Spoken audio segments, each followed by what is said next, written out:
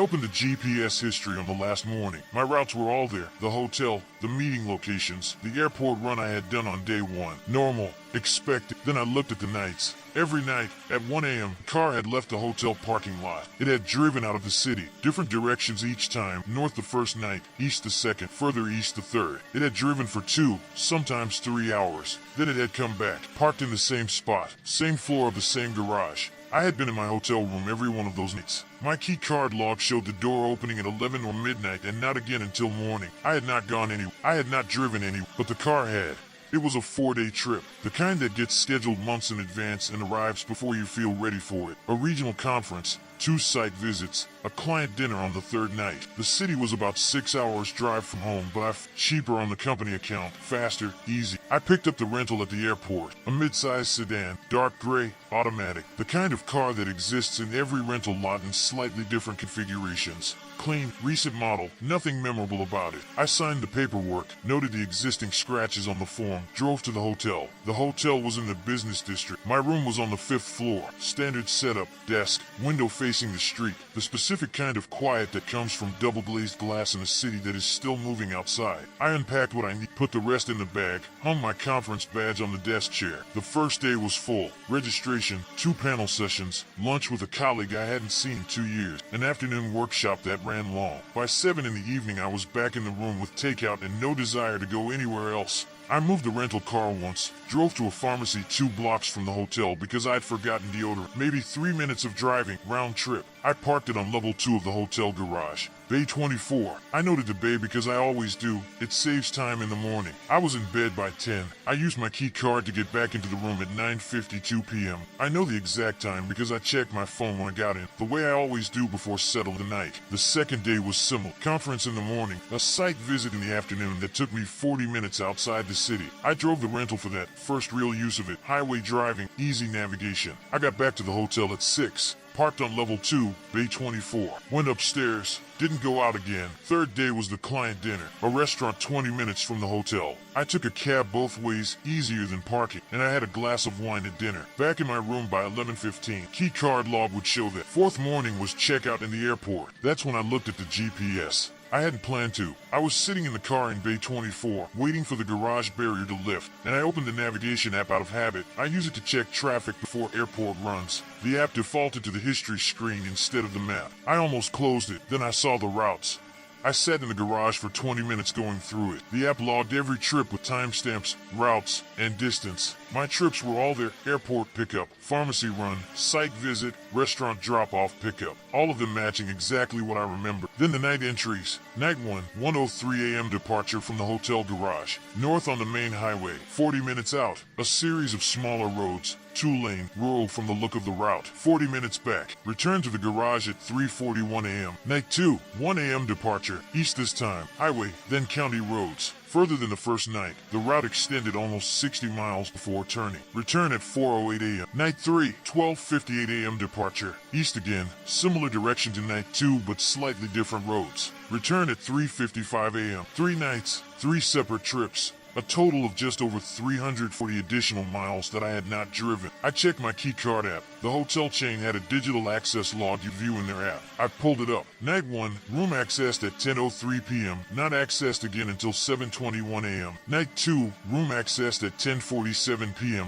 Not accessed again until 6:58 a.m. Night 3, room accessed at 11:08 p.m. Not accessed again until 7:03 a.m. Every night I had been in that room. Every night the car had left at 1 a.m. and come back before 4. A gap of 2 to 3 hours in which someone had taken the rental, driven it into the rural areas outside the city, and returned it to the exact same parking bay. Bay 24, level 2, same spot every time. I sat there and thought about the key. A physical key, not a card, not an app. I had it in my jacket pocket right now. I had kept it on me at all times, the way I always do with rental keys, because losing them means a call to the company and a fee. I had not left it in the room. I had not left it in the car. It had been in my pocket or on the desk in front of me every moment of the trip, except when I was asleep. I thought about the desk, the key sitting on the desk at night, the hotel room door, a standard electronic lock, key card access. Secure, but not impossible. Nothing is impossible if someone knows it. I looked at the garage around, concrete columns, fluorescent lights, the smell of oil and cold air. Bay 24 in front of me, Bay 23 to the left, Bay 25 to the right,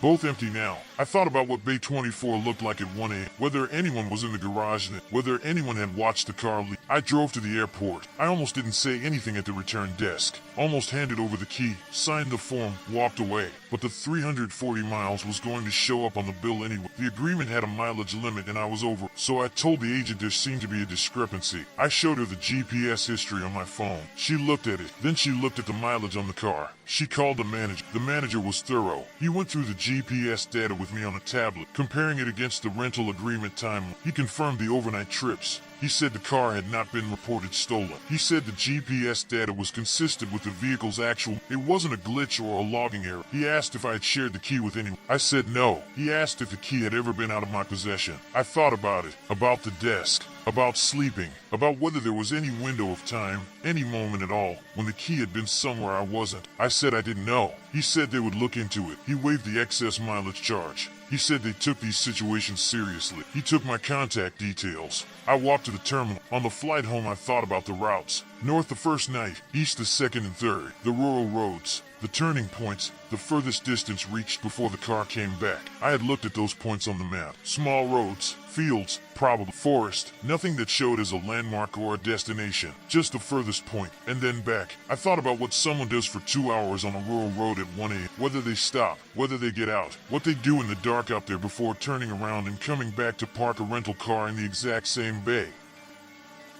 The rental company called 3 weeks later. A different person this time, someone from their security. He said they had reviewed the GPS data, the key records, and the hotel garage's access logs for those nights. The garage log showed the car exiting and returning on all 3 nights. The exit and entry were processed with the rental company's RFID tag, the standard tag attached to the windshield of every vehicle in their fleet, used for automated barrier access. The tag registered as the correct vehicle each time. No anomalies. He said the hotel had reviewed their own garage camera footage. The camera covering the exit ramp showed a car matching the rental leaving on all 3 nights. The image quality wasn't sufficient to identify the driver. He said the hotel was not obligated to obtain footage beyond 30 days, and the relevant recordings had already been overwritten. He said they had no evidence of unauthorized access to the vehicle. He said the case was being closed. I asked him how someone could have taken a car with a key that was in my possession. He said key duplication was possible if someone had brief access to the physical key. A few minutes was enough with the right equipment. He said it was rare but not unheard of. He said they had no way of determining when or how it might have occurred in this case. I thanked him and hung up.